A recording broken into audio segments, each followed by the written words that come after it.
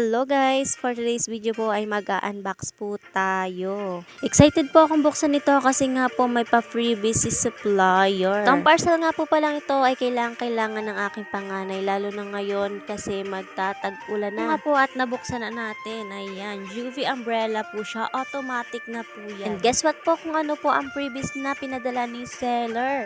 At ito nga po yung turbo fan. Napakatagal ko na pong gustong bumili nito pero wala po talaga akong budget. Alam nyo naman tayo mga nanay ko ano lang yung ating need, yun lang ang kailangan nating bilhin. Kaya nga po in-order ko tong payong to kasi kailangan natin mapaulan man o umaraw. At ang kagandahan nga po nito ay may pa-freebies pa po ito na turbo fan. Tagal ko na nga po itong gustong bilhin pero hindi ko po ito binili ngayon. Kasi nga po libre ko na siyang nakuha. At dini nga itinaray ko kung malakas nga ang turbo fan na ito. Baka naman pagkakahina kaya libre. Abat hindi tayo binigo. Medyo malakas nga. Number 1 pa lang yan. Dini nga ay may nakita akong tungtungan na rin turbo fan. But alam atang ako'y tamad magbitbit. Aris lang ariho ay sadyang freebie dini. Meron din ho siyang kasama ng cord ng charger niya. So magtatanong ho kung ano ang charger nito. Type C po ang charger nito. At ito nga ho taking tinisting muna at baka hindi ari kasi abay tayo ay mapapahiya. Tatlong lakas po pala ang speed ng ating turbo fan. Siguro po ay 1, 2, 3. O diba nauna ko pang buksan yung freebies kaysa sa binili kong tunay. Ito nga po at i-open na natin yung ating biniling